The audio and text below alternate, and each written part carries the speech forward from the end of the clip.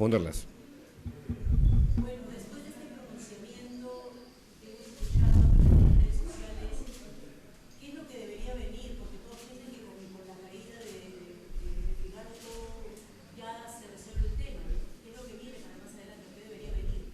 A ver, en primer lugar, lo que hay que decir es que es una buena noticia lo que hemos escuchado esta mañana a través de las ondas de radioprogramas del Perú, en el sentido de que se va a separar a Luis Fernando Figari de la institución. Ahora bien, la historia no es que termina con la expulsión o separación de Luis Fernando Figari, sino, creo yo, que comienza.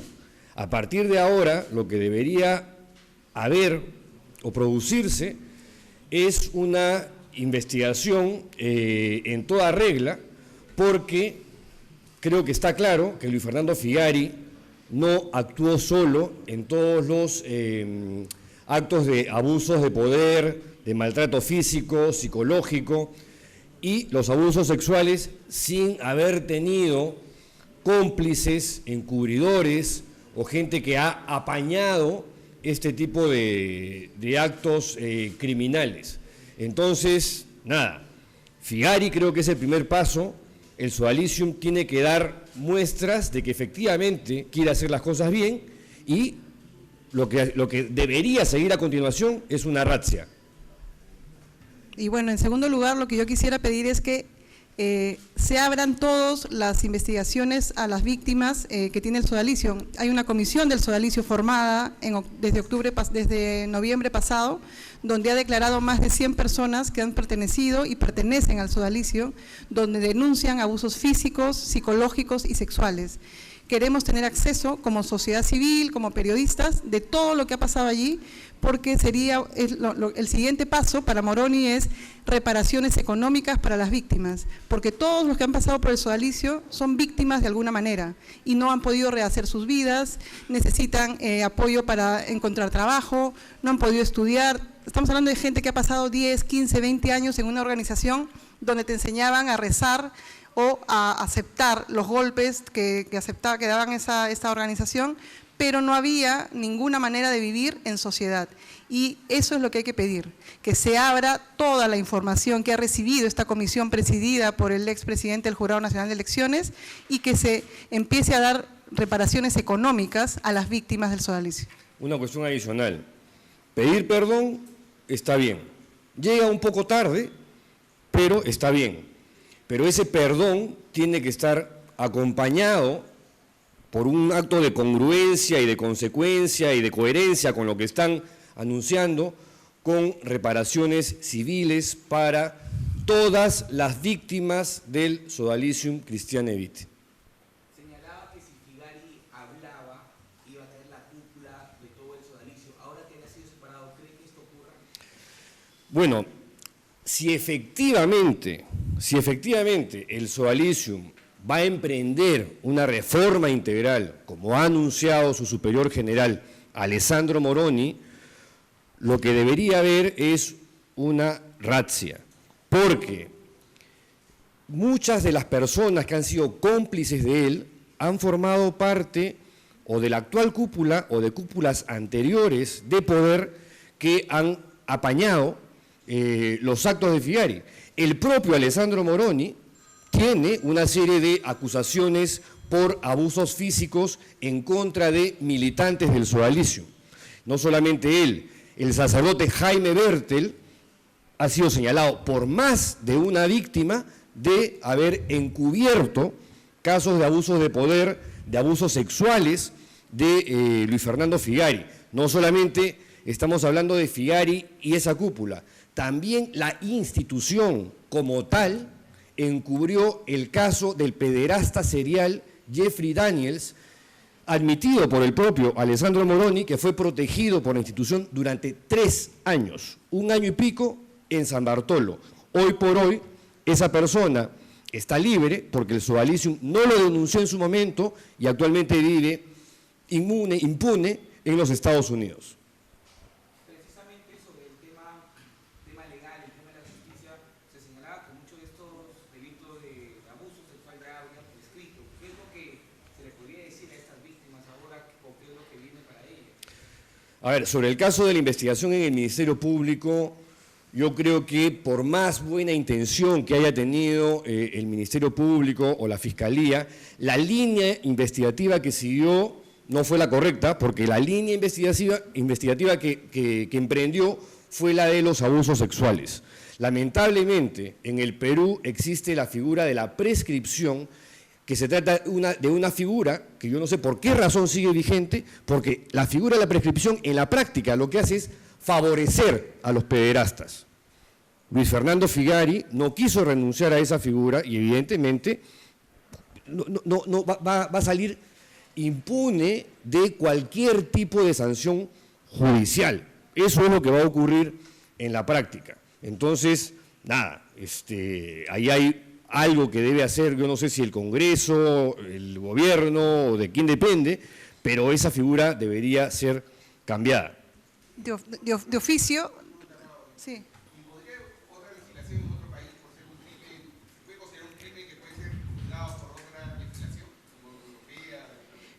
No somos abogados, pero tenemos entendido que si se han producido casos, por ejemplo, en los Estados Unidos, ahí sí podría, no sé, iniciarse una investigación judicial que termine con una sanción efectiva. En el Perú, por la forma como han hecho las investigaciones, yo creo que eso no va a ocurrir. ¿De cuántos menores de edad estamos hablando según las investigaciones que tú has podido realizar y de repente otros periodistas también que han seguido de cerca el caso? Bueno, en la investigación mitad monjes, mitad soldados, hay 30 testimonios. De los 30 testimonios, 5 tienen que ver con abusos sexuales perpetrados por jerarcas de la institución. Una cosa que podemos decir ahora es que otros pederastas con cargos importantes en la institución se nos cayeron del libro porque algunos testimonios decidieron echarse para atrás. Pero lo que hemos visto también, ¿no?, como en el final de la película de Spotlight, una vez que salió la investigación, comenzaron a sonar los teléfonos y aparecieron nuevos testimonios que han aparecido en diferentes medios de comunicación.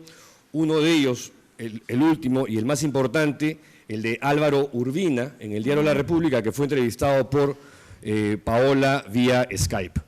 Sí, bueno, yo lo que quería decir era que desde octubre que salió el libro se abrió una caja de Pandora donde mucha gente asustada ha empezado a hablar con nosotros. Y no solo estamos hablando de víctimas de exodálites, sino también en los colegios. En Villa Cáritas y San Pedro, en Lima, hay víctimas del abuso que han cometido contra los abuso físico o psicológico contra varios alumnos. Los papás nos han buscado también víctimas de Colombia, de Brasil y de Ecuador. O sea, es una caja de Pandora bastante grande. Yo lo que quiero decir es que todos los que han pasado por el sodalicio han sido víctimas, todos, absolutamente todos. Víctimas de maltrato físico, psicológico y sexual. Y creo que hay que repetir una y otra vez a Moroni, cuando lo encontremos, es que necesitan reparaciones económicas. El sodalicio necesita reparar económicamente a estas víctimas y ese es el siguiente paso a este anuncio de traer a Figari de Roma. Ahora, una cuestión adicional. Hay algo que me parece incongruente entre este anuncio que hemos escuchado el día de hoy y algunas acciones que han ocurrido en las últimas semanas o meses.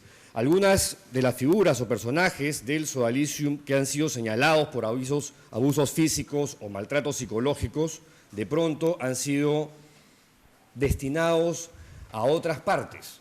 Por ejemplo, el señor Óscar Tokumura, ¿no?, un abusador físico serial que durante prácticamente una década atormentó y maltrató y abusó de su poder, generando daños psicológicos en muchísimos miembros de la institución, hoy por hoy ya no está en Lima, desapareció. ¿Dónde está? En Argentina, en Buenos Aires, en una comunidad del sodalicio. Lo mismo acaba de ocurrir con Eduardo Regal, el anterior superior general, quien debería ser una de las personas a investigarse por apañar y encubrir y proteger a Luis Fernando Figari por los abusos sexuales perpetrados al interior de la institución contra menores de edad. ¿Sí? Este uso del servicio, más o menos ha aparecido un poco de la nada para los ojos de la opinión pública. Sí. Hoy día, digo, ¿no? Entonces, ¿tienen ustedes alguna información como para ampliar un poco el proceso del tribunal? Hay un par de datitos que sí vale la pena conocer. Hace muy pocos días hubo un enfrentamiento interno entre Luis Fernando Figari y Alessandro Moroni, superior general del Sodalicium. En algún momento Figari pretendió desconocer, ¿no?, y llamar a una suerte de amotinamiento interno para no reconocer la autoridad de Alessandro Moroni y en su lugar reconocer la de Eduardo Regal, que fue el que sucedió a Moroni, perdón, el que sucedió a Figari y fue el predecesor de Alessandro Moroni. Ese enfrentamiento ha sido hace poco, no creo que sea casualidad que ese conflicto interno no esté desvinculado del pronunciamiento de ahora. Otra cuestión importante, y es que la decisión del Vaticano, esta es una hipótesis, probablemente ya la conozca Alessandro Moroni y él se esté adelantando a algo que va a ocurrir muy pronto.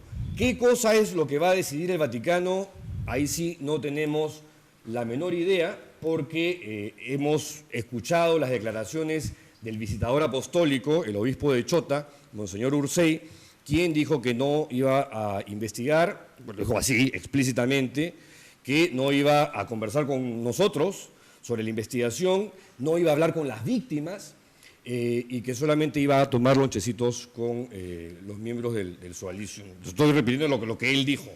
Y yo creo que hay otra hipótesis más que abona la decisión de Moroni, es la comisión presidida por Manuel Sánchez Palacios, ha recopilado más de 100 testimonios de ex sodalites y sodalites, y yo creo que la contundencia de las denuncias de todos estos miembros, que debemos conocer públicamente, ha precipitado esta decisión, porque recordemos que cuando salió el libro, el sodalicio no actuó, digamos, en consecuencia con la gravedad de la denuncia contra las víctimas. Las víctimas son las que están aquí, o sea, las víctimas, el problema aquí son las víctimas, que no pueden rehacer su vida, que tienen hace tiempo pastillas, tratamientos psicológicos, los padres que han perdido a sus hijos, Héctor Guillén en Arequipa, Eduardo Alta en Lima, les han enseñado a odiar a sus padres y se han separado de sus familias cuando eran muy jóvenes. Entonces, el nivel de víctimas que estamos hablando es muy grande, la dimensión es muy grande y la perversión de lo que fue el Sodalicium y es el Sodalicium también es muy grande, porque dense cuenta que Tocomura, que ha hablado Pedro, levantaba a su gente en la mañana y les pegaban en el tórax 11 veces. ¿Para qué les pegaban? Para quitarles el cholo mental que tenían en el cuerpo y luego se iban a rezar el Padre Nuestro. Entonces imagínense esta manera de enseñarte de lo que es el sodalicio, lo perverso que ha sido en muchísimos jóvenes peruanos y del extranjero. Esa es la gravedad de esta denuncia. Otra cuestión que hay que considerar, en la línea de lo que decía Paola, es que la comisión del Sodalicium, que en un principio pretendía ser condicionada por el propio Sodalicium, en el sentido de que si alguien quería denunciar ahí, tenía que pasar por el suplicio de sentarse ante una máquina, escribir sobre algo que quiere olvidar, ¿no es cierto?, ponerlo en un sobre manila, irse a una dirección en San Isidro y colocarlo ahí, que era una manera de prácticamente revictimizar a las víctimas y creo que en los hechos era una práctica sumamente cruel. Eso cambió porque algunas personas de la comisión, no todas, pero algunas, han cumplido, creo, un rol muy importante. Y aquí quiero destacar el papel que ha jugado la doctora Rosario Fernández, quien ha sido una persona que se le ha visto, digamos, muy proactiva, empática con las víctimas, inquisidora, con ganas de llegar a la verdad, que era lo que nosotros buscamos desde un principio cuando la primera víctima nos buscó en el año 2010. Y esa comisión, como advierte Pao, viene con un número muy importante de testimonios que no han pasado por la Fiscalía, pero sí han querido hablar con la comisión, víctimas de Luis Fernando Figari, víctimas de Germán Doig, víctimas de Jeffrey Daniels, víctimas de otros sodálites que yo no sé si en algún momento la comisión va a dar a conocer públicamente. Pero ahí hay todo un terreno por investigar y dilucidar que otros responsables, además de Figari, deberían ser sancionados y separados del sodalicio. Otra cosa que quisiera reconocer es la primera denuncia que se hizo contra el sodalicio en Perú, fue de José Enrique Escardó, el periodista que lo hizo y que sufrió en carne propia maltrato psicológico y maltrato laboral, porque desde que hizo la denuncia perdió trabajos, siempre han hablado muy mal de él, del sodalicio durante muchos años, y recién con el libro realmente se ha reivindicado su denuncia inicial. Agradecemos a él, a María Luisa Martínez de Univisión y a Jason Day, que en su momento también denunciaron y que fueron atacados por el sodalicio, que no quería aceptar la gravedad de los hechos que estábamos denunciando. Y ahí quiero añadir otra cosita también, y es que si realmente el sodalicium, a través de su superior general, quiere el perdón de las víctimas, el primer paso que debería emprender, desde mi pequeña opinión, es reparar civilmente a la primera víctima que denunció esto hace 15 años. Esa persona se llama José Enrique Escardó. Creo que si efectivamente existe el ánimo de hacer las cosas bien, bueno, tienen que haber otra serie de gestos, otra serie de medidas que nos indiquen que las cosas se van a hacer correctamente, porque, ojo, estamos hablando de una institución que desde la denuncia de José Enrique Escardó en el año 2000 hasta la fecha, cada vez que ha sido señalada por un hecho gravísimo, ha respondido con una mentira, porque eso es lo que ha hecho en la práctica. Entonces, no quiero hacer aguafiestas, sigo pensando que lo que ha dicho Sandro Moroni se trata de una buena noticia, pero esa buena noticia tiene que estar acompañada de medidas muy particulares, muy específicas, muy concretas. Y como digo, el primer gesto que debería ocurrir es el de una reparación civil a la primera víctima que denunció esto hace 15 años, que se llama José Enrique Escardó. Okay. Pedro, una última pregunta. Sí. Tomando en cuenta la magnitud del caso, ¿tú crees en la reestructuración? ¿Es posible que este conflicto religioso debido a la magnitud del caso pueda quedar suspendido hasta que terminen las investigaciones? ¿Puede ser decisión del Vaticano? A ver, en el pasado lo que hemos visto cuando el Vaticano interviene, lo hace a través de un comisario, a través de una comisión interventora. No sabemos si eso es lo que va a ocurrir en el caso del sodalicium. Hay una organización que se llama Lumen Dei, la cual fue cerrada, ¿no? Y se dejó en libertad a sus sacerdotes para que se incardinen en algunas parroquias y a sus consagrados para que hagan lo que quieran. Yo no sé si eso es lo que va a ocurrir en el caso del sodalicium, si la reforma integral apunta a una refundación que parta desde cero, porque, ojo, estamos hablando de una institución que ha sido diseñada, creada en toda su arquitectura por una persona enferma por el abuso del poder, por el maltrato físico y por el maltrato psicológico y el abuso sexual, porque esta persona ha utilizado su institución y lo ha hecho desde un inicio para abusar o aprovecharse de la confianza de los menores de edad que estaban a su cargo, ¿no? Entonces, nada, ¿cómo viene la reforma por el lado del Vaticano? No tengo la menor idea, pero ojo, esa tiene que pasar por un cambio de las autoridades, porque, insisto, Alessandro Moroni, el superior general actual, tiene señalamientos muy claros por parte de militantes de la organización respecto de maltratos físicos y abusos de poder, incluso abusos físicos, no sexuales, no tenemos información sobre eso. a diferencia de otros sodalites.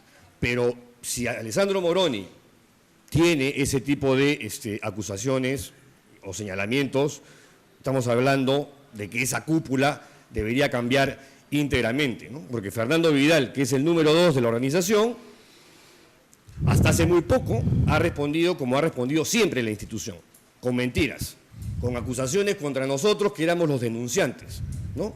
O sea, al final la culpa era del mensajero, o sea, de Paola y mía. Ahora, más o menos, digamos que pareciera que quieren hacer las cosas bien, ojalá. Sí, y nosotros, por si acaso, bueno, quisiera recordar también a los estudiantes de periodismo que el periodismo, al menos al final, después de una larga lucha, estamos hablando de una investigación de 4 años y medio, puede llegar a conocer un poquito de justicia, ¿no? Vamos a seguir con nuestros informes especiales en La República cada domingo, hasta julio más o menos, y bueno, ahí seguiremos contando todo la caja de Pandora que se abrió con el libro que fue publicado en octubre pasado.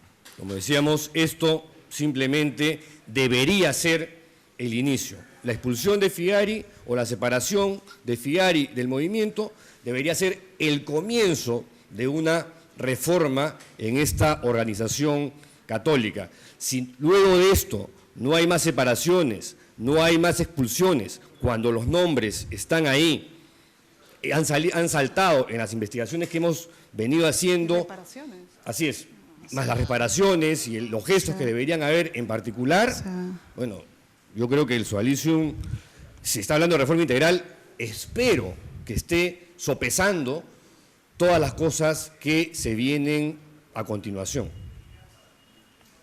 Gracias. Muchas gracias.